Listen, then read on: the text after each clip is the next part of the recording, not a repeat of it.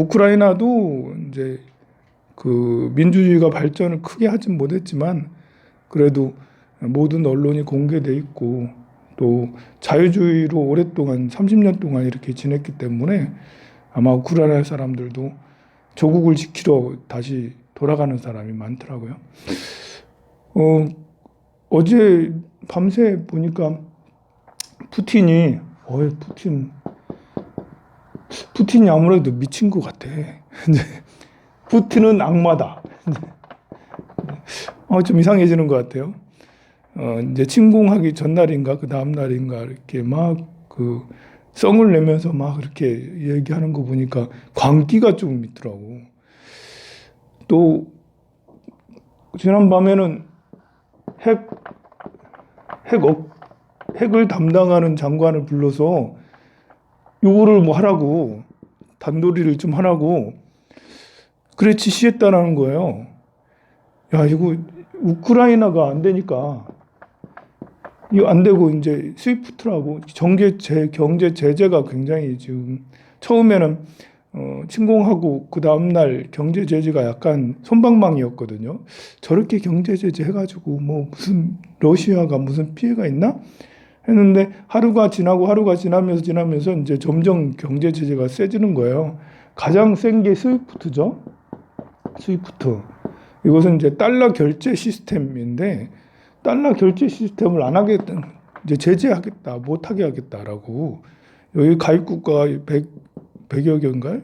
전 세계에 있는 거의 모든 주요 기업들, 나라들 다 요 스위프트의 결제 시스템을 따르고 있는데 여기에서 러시아를 제재하겠다, 안 하겠다 하면 러시아가 이제 그 보면 달러 자산 775조 달러가 가지고 있대요.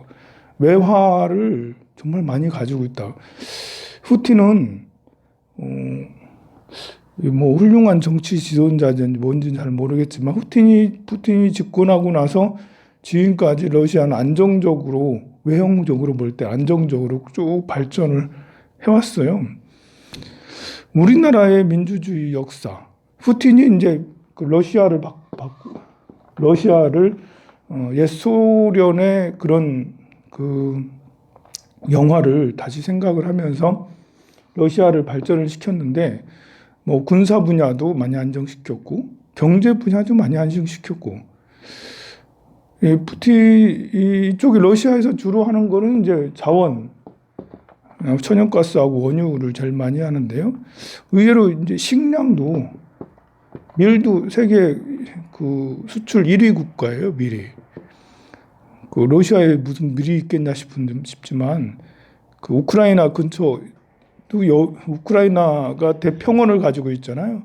그 근처에도 러시아 국경에도 그런 데예요.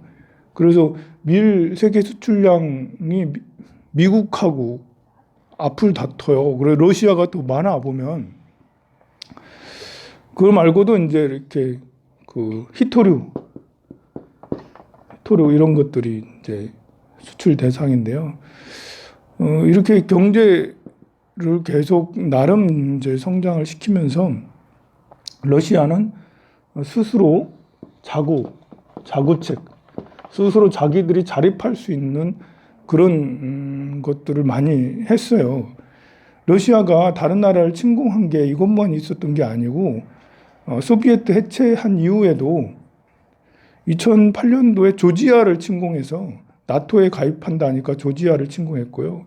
2014년도에 이제 우크라이나의 크림반도를 점령을 했잖아요. 그래서 국제사회에서 가만히 있었지 않았어요. 국제사회에서 러시아를 제재를 했습니다. 지금만큼 강력하지는 않지만 그래도 러시아가 경제 활동들을 세계에서 좀 하지 못하도록 나름 이제 강하게 해서 러시아는 스스로 그 다른 나라의 외세에 의지하지 않고 할 수 있는 어느 정도 이렇게 북한 스위프트 제재를 세게 뭐 결제를 못하게 한 나라가 딱 두 나라가 있거든요, 전 세계. 어디냐면 이란, 그 다음에 북한. 북한하고 이란은 스위프트 여기를 결제를 할 수가 없게 돼 있어요. 북한은 그렇게 한 지 오래됐고, 이란은 한 5년 됐나요? 이걸 하고 나니까 우리나라에 이란 유학생이 많이 있거든요. 이란 유학생들이 이란에 이렇게 돈을 받질 못해. 엄마한테 엄마 돈 보내주세요 하면 못, 못 받는 거예요. 돈을 못 받는 거예요. 그리고 내가 이제 엄마한테 돈 보내줄게 해도 돈 못 보내는 거예요. 생각을 해보세요. 유학생이 왔는데 이란에 이렇게 제재가 스위프트 제재를 하니까 돈을 주고받고 못하면 이란 유학생들은 어떻게 하라는 거지? 그럼 이란의 기업을 진출한 기업들은 어떻게 하라는 거지? 완전히 이거는 뭐 엄청 대단한, 이게 스위프트 제재는 기업 국가뿐만 아니라 기업들에게 또 개인들에게도 엄청 큰 제재잖아요. 북한에서도 북한 사람이 외국에 가서 뭐 하려면 송금을 못 하는, 송금. 은행들에서 이걸 제재를 하니까 은행들에서 모두 안 받아줘. 당신네 나라에게는 안 보내줍니다. 그 결제를 안 해줍니다. 송금을 못 하고 그 다음에 받는 것도 못 합니다. 이제 그건 굉장히 큰 제재죠. 그런데 이제 이만큼은 아니더라도 2008년, 2014년에 서방에서 러시아에게 제재를 많이 했어요. 그렇지만 러시아는 그걸 준비를 많이 했는지 외화 보유고가 굉장히 많은데 달러 비율이 그렇게 안 높아요. 제일 높은 게 유로화가 33%를 가지고 있다. 외화 보유고 중에 유로화가 33%래요. 그러니까 유럽하고 많이 이제 천연가스 많이 팔아서 그런지 유로화를 많이 가지고 있고, 그 다음에 많이 가지고 있는 게 25%가 금을 가지고 있대요. 그러니까 러시아가 금을 잔뜩 쥐고 있는 거예요.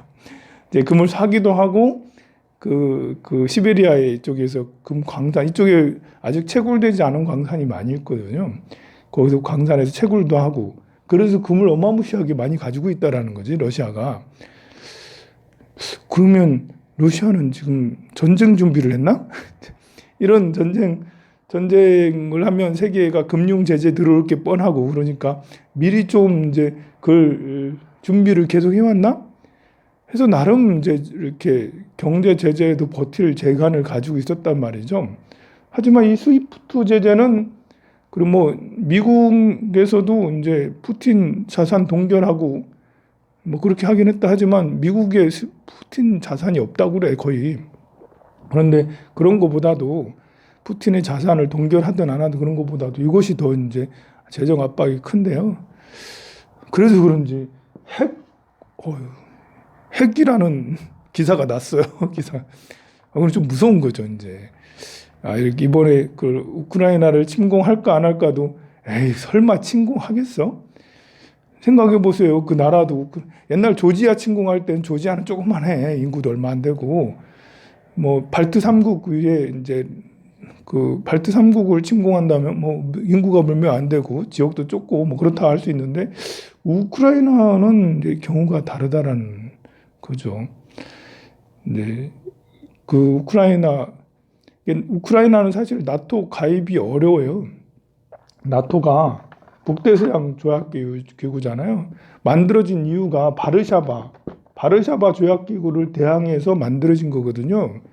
바르샤바 조약기구는 소비에트 연방에 들어가기도 하고 소비에트 연방이 아니었던 뭐 이제 이렇게 공산주의 국가들이 바르샤바 조약기구를 만들어서 자기들끼리 연합을 했단 말입니다. 그래서 민주주의 국가들이 위험하다, 우리가 여기에 반대해서 나토 북대서양 조약기구를 만들자 해서 유럽하고 미국하고 북대서양 조약기구를 만들었는데, 지금 바르샤바는 없어졌잖아요. 소비에트가 해체되면서. 나토도 지금 이제 힘을 점점 잃고 있거든요. 유럽에서는 뭐 이렇게 전쟁이 이제 별로 없고 막 이렇게 미국이 독일에 주둔하고 있고, 저쪽 영국도 사실 영국 해군이 뭐 옛날 해군이지, 뭐 영국 해군이 세면 얼마나 세겠어요. 해군하면 미국 다음에 일본이 좀 세죠. 영국 해군이 셀까? 뭐 옛날에는 세계 최강이었겠지만 지금 점점 그 규모를 줄이고, 프랑스도 이렇게 그 국방 규모를 줄이고, 유럽에서도 계속 그 국방 규모를 줄였어요. 거기다 쓸 돈보다 이제 그 자기네 나라 국민들 복지에다 쓸 돈이 더 많았던 거예요. 그러니까 계속 있어야 될 이유가 점점 없어지는 데다가 점점 뭐 미국만 국방력 강하지 미국이 전 세계를 지켜주고 있잖아. 유럽은 점점 국방이나 이런 데를 좀 뭐랄까 좀 줄인다면 그렇고 더 이상 늘리지 않고 있었는데요. 얼마 안 있으면 이 나토도 해체될 수도 있지. 러시아만 이제 본인들만 민주주의 국가로 정상적인 민주주의 국가로 발전을 하면 나토가 있어야 될 이유가 없었잖아요. 게다가 이제 나토에서도 우크라이나를 끼워주기 어려운 게 우크라이나 자체에 러시아인들이 많아요. 친러 세력이 꽉 잡고 있단 말입니다. 그러니까 우크라이나가 나토에 들어오면 너희들 뭐니? 간첩이니? 이런 사람들이 우크라이나에 많이 있다라는 거지. 그래서 아마 푸틴도 이번에 우크라이나를 침공하면서 빨리 끝날 수도 있겠다라고 생각을 했을지도 모르는데 그거는 우크라이나에 친러 세력이 많기 때문에 빨리 끝날 수도 있지 않겠나? 이런 은근한 기대를 했었던 것 같아요. 그렇지만 나머지 70% 있잖아. 그 중에 한 30%는 강성일 거라고요. 우리나라는 한 3, 40%가 전쟁 나면 한 50% 정도 되겠죠. 무조건 달려가 이렇게 할 거라고. 한국 남자들은 거의 대부분 군에 갔다 왔기 때문에 3, 40%는 그냥 바로 난 입대할 거야 라고 할 거거든요. 우리나라만큼은 아니더라도 우크라이나 사람들도 민족주의라는 게 다 있기 때문에 한 30% 정도는 굉장히 강성하다고요. 그 유도리 이제 이렇게 탱크를 막고 있고, 이제 이렇게 전차를 막고, 이렇게 어디지? 뭐 우크라이나 이렇게 밑에 있는 약간 섬을 지키는 부대원이 11명인가 13명이 너희들 항복해 했더니 우리는 절대 안 해가지고 이렇게 러시아 군이 폭격을 해가지고 11명이 몰살됐다고 막 그러잖아요. 그렇게 결사항전하는 우크라이나 사람들이 적지 않다. 그러면 이래 되면 설사 이제 키예프를 다 정복을 하고 몇 개의 도시를 점령을 한다 하더라도 결사항전이 계속 이어지고 그러면 그러지 않겠나? 근데 저는 이제 이걸 보면서 좀 고무적이라고 생각하는 거는 이제 사람들이 이제 농성하기 시작한 거예요. 이제 러시아 사람들도 이제 전쟁 반대한다라는 반전 시위를 계속 하고 있어요. 그래서 뭐 3,000명인가 1,000몇백 명이 이제 끌려가고 막 감옥 가고 그러더라고. 우리나라에서도 이제 우크라이나 사람들이 이제 서울에 모여가지고 좀 계속 농성하고 있어. 우리나라 좀 대한민국은 우리나라 좀 도와줘라라고 그렇게 하고 있고 전 세계 곳곳의 도시에서 지금 반전 시위들이 계속 이어지고 있고 이 반전 시위는 더 커질 것 같아요. 저는 반전 시위가 이렇게 계속 더 커져서 많이 좀 했으면 좋겠어요. 정말 감동이더라고. 이렇게 전쟁이 일어나면 죽는 사람이 너무 많잖아요. 우크라이나 사람들은 또 너무 약한 사람들이고 너무 고생한 나라거든요. 우리나라는 그래도 얼마나 많이 성장했어요. 근데 우크라이나는 소비에트에게 엄청 억압받은 데다가 또 이렇게 독립하고 나서도 제대로 민주주의의 참 맛을 보지 못했어요. 정말 힘들고 어려운 나라인데 이 나라를 어렵게 힘들게 사는 사람한테 가가지고 또 폭격을 가하고 저렇게 하고 있으니 국민들이 불안한 뭐 이런 것들 하고 그런 거 생각을 하고 그러면 이제 전 세계에서 지금 이제 반전 시위가 조금씩 일어나고 있는데 더 커지길 바래요. 그래서 우리도 지금 반전 시위 해야 되지 않나? 우리도 저 롯데 광장 가가지고 반전 시위 우리 써가지고 이제 우크라이나 반전 러시아는 가라, 악마 푸틴은 가라 이러면서 이제 그래서 반전 시위를 해야 되지 않나? 그래 전 세계인들이 모두 다 일어나서 반전 시위를 하면 정말 좋겠어요. 그럼 평화에 대한 열망이 그렇게 많은 사람들이 평화에 대한 열망이 크다라는 거잖아요.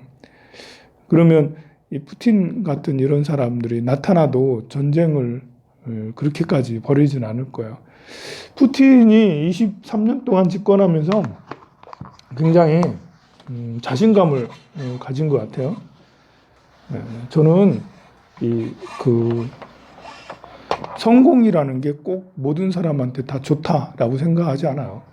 푸틴이 악마가 된 거는 기본적으로 이제 KGB 출신이니까 70년대 후반부터 한 20여 년, 20년 동안 KGB 생활을 했어요.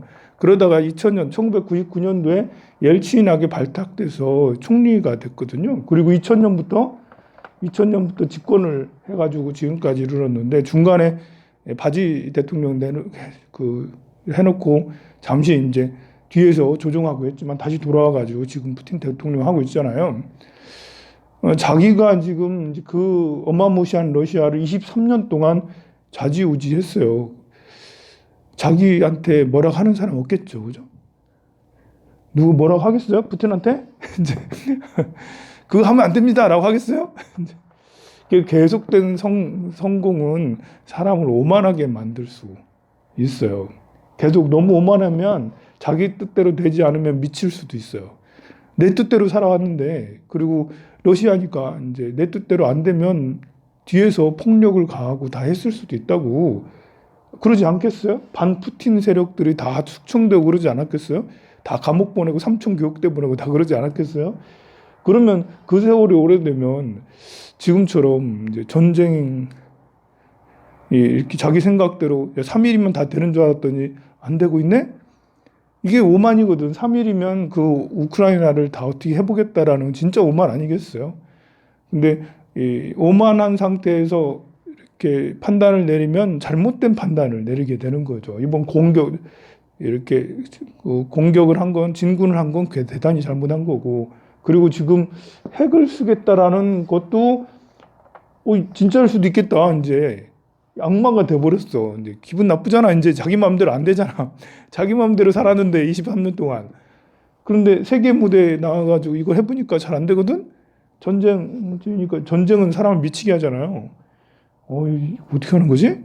걱정이 정말 많습니다. 정말 그렇게 될지 안 될지는 모르겠지만 사람을 전쟁은 미치게 해요. 자, 푸틴이 23년 동안 러시아를 그 정권을 독재를 했어요. 독재를 해도 정부가 성장을 하기도 하네. 이제 중국하고 다른 거는 중국도 독재 국가잖아요. 중국하고 일당 독재인데 중국하고 다른 거는 덩샤오핑이 이제 80년대 후반에 개혁 개방을 했고 덩샤오핑이 이제 장점인에게 이제 이렇게 정권 이양을 아주 이제 유연하게 그리고 체계를 만들었어요. 덩샤오핑이 너무 뛰어나다는 것이 전략가라고 할 수가 있는 게 중국에서 독재 못하도록 체제를 만들었단 말이에요. 그래도 5년 서기장하고 3개의 서기장을 다 같이 겸임하거든요.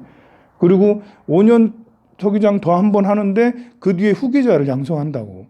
5년은 자기 마음대로 하고 5년은 이제 그 뒤에 그 후계자를 둬서 그 뒤에 후계자를 전수해 주는 방법으로. 그래서 10년 독재를 하는데 그 중에 5년은 전수해 주는 방법으로 했어요. 그래서 장점인에게 했고 그 다음에는 후진타오에게 줬잖아요. 그래서 2000년대 초반 후진타오가 했고 90년대는 장점인이 했어요. 장점인은 상하이 출신이거든. 상하이 시장에다가 이제 된 사람인데 상하이 출신이다 보니까 장사가 사는 사람 아니겠어요. 상하이 지역이 경제 지역이잖아요. 그래서 장점인이 물론 덩샤오핑이 기반을 마련했지만 중국의 성장 기반을 장점인 시절에 10년 동안 정말 많이 해놓고 그 다음 후진타오 시절에 대단한 무한한 발전을 정말 해왔죠. 그리고 이제 시진핑이 들어왔는데 시진핑이 이 체계를 다 무너뜨리고 혼자 독재를 해서 임기가 다 됐나? 임기가 다 올해인가 끝나는가 그런데도 한 번 더 하겠다 해도 영구 독재를 하려고 하고 있어요. 그런 이 앞으로 어떻게 될지 모르겠지만 이렇게 돼서 이거는 공산 일당 독재이긴 하지만 굉장히 시스템이 갖춰진 독재다. 뭐랄까 덩샤오핑이 만들어놓은 시스템이 30여 년 동안 40년 동안 작동해서 쭉 이제 지금의 이제 최빈민이었던 중국이 그 평균 GDP가 1인당 GDP가 15,000달러가 넘는 정말 이제 지투 국가가 된 거죠. 그래 이제 박정희 대통령의 생각처럼 한 사람이 정권을 잘 잡고 그렇게 해서 성장을 시키면 그럼 빠르게 성장할 수 있다. 여기에서 보여준 거죠. 이렇게 덩샤오핑, 장쩌민, 후진타오, 시진핑 이 네 명 쭉 그리고 거기에 그 밑에 이렇게 쭉 이제 그 지도자가 있으면 그 밑에 일하는 사람들도 그냥 아무나 제가 대통령 된 나영 보살님하고 um기 고사님하고 보살님은 국방장관하고 고사님 법무장관하고 고사님은 또 이제 뭐 교육부 장관하고 보살님은 국무총리 하시고 보살님은 문화부 장관 하시고 체육부 장관 하시고 뭐 젤렌스키가 그랬다라는 거 아니에요? 그래 그러니까 우크라이나 망한 거지. 그런데 중국의 이 시스템은 절대 그렇게 하지 못했다라는 거죠. 그 위에까지 올라오는데 그 사람을 전격적으로 채용하는 이런 게 아니고 아래에서부터 계속해서 다져서 성장한 사람들이에요. 장쩌민도 그냥 된 게 아니고 후진타오도 그냥 된 게 아니고 시진핑이 어마무시하다라는 것이 물론 아버지가 이제 그 최고 위원이었고 뭐 그렇게 했지만 그 지방에 이제 돼가지고 좀 안 좋았거든. 그 상태에서 쭉 계속 성장해서 후계자 자리까지 올랐잖아요. 대단한 거죠. 저 아래서부터 쭉 해서 후계자 자리까지 올랐으니까. 그런 시스템이 이 40년 동안 중국을 이렇게 발전을 시켰어요. 독재라고 하지만 뭔가 체계가 있는 독재. 그러면 이쪽 푸틴은 그러냐? 저는 그렇지 않다고 봐요. 그죠? 푸틴은 혼자 그냥 이렇게 해서 1인 독재를 이렇게 했는데요. 그렇게 해서 중국이 성장했지만 중국은 또 다른 위험에 맞닥뜨렸죠. 시진핑이 이렇게 집권을 하고 독재를 1인 황제 체제로 지금 가고 있으면서 야, 저대로 가는 건 너무 위험한 거 아니야? 뭐 언론이 굉장히 통제되고 오히려 후진타오 시절보다도 더 빠꾸돼서 문화나 언론이나 이런 교육이나 이런 것들은 오히려 지금 후진하고 있는 듯한 느낌이 들어요, 중국은. 근데 이제 러시아는 그렇고 우리나라는 어떤가? 우리나라는 민주주의 체제로 계속해서 이렇게 5년마다 정권이 바뀌고 또 어떤 때는 탄핵도 당해서 4년밖에 못 하기도 하고 또 어떤 대통령들은 감옥 가기도 하고 어떤 대통령은 퇴임 후에 자살도 하시기도 하고 뭐 이렇게 대통령이 뭐 국가 지도자가 좀 난도질 당한 우리나라이긴 해요. 그런데 가만 보면 지나고 나서 이렇게 보면 국가 지도자가 난도질 당한 것은 부정부패가 그만큼 심한 나라에서 대통령들이 처벌을 받았다. 부정부패를 행한 대통령들이 처벌을 당했다. 누구는 억울해서 뭐 이렇게 자살도 하긴 했지만 그 과정에서 그렇다면 이것이 민주주의 발전에 어떤 재물이라고 해야 되나? 민주주의 발전하는데 대통령들이 감옥 가고 뭐 하고 한 거는 본인이 잘못한 것도 있겠지만 그분들이 잘못한 거는 체제가 뭐 민주주의가 그만큼 투명하지 않았기 때문에 대통령들도 해먹을 수 있었기 때문에 또 대통령이 되기 위해서 많이 해먹기도 하고 그래서 그것이 가만히 있지 않고 나중에 처벌도 되고 밝혀지고 그렇게 해서 또 국민들은 그런 사람들을 용납하지 않고 필리핀 같은 경우가 보면 대통령이 이제 이렇게 비리가 엄청 두테르테도 많고 그 앞전에 대통령 독재를 오래 한 대통령이 있어요. 굉장히 이렇게 국민들을 괴롭히고 필리핀을 망하게 만들었는데도 불구하고 아직도 그 아들, 딸들이 이렇게 정치 세력에 나와가지고 아직도 뭐 국회의원을 하고 있고 아직도 대통령 후보가 되고 막 그러고 있단 말입니다. 잘못한 대통령이 처벌되지 않고 응징당하지가 않아요. 근데 우리나라는 이제 신기하게도 푸틴이 오랫동안 장기 독재를 한 것에 성장한 정도와 우리나라가 이제 20여 년 동안 성장한 정도를 생각을 하면 우리나라가 훨씬 더 많이 성장을 했다. 그래서 독재가 러시아는 인구도 많고 1억 5천만 명 아닙니까? 인구도 많고 러시아 기술력도 소비에트에서 넘어온 기술력도 있기 때문에 그래서 자원도 풍부하지 기술력도 풍부하지 그 옛날 구소련의 그 연구원들 얼마나 대단해요. 그 위성도 달에도 제일 먼저 보내고 위성도 제일 먼저 쏘고 뭐 우주 항공 쪽으로 굉장한 군사 기술력 굉장하잖아요. 그러면 그 어떤 방법으로라도 연구를 잘 해내면 그런 반도체든 전자제품이든 다 잘 해낼 수 있었을 거라고.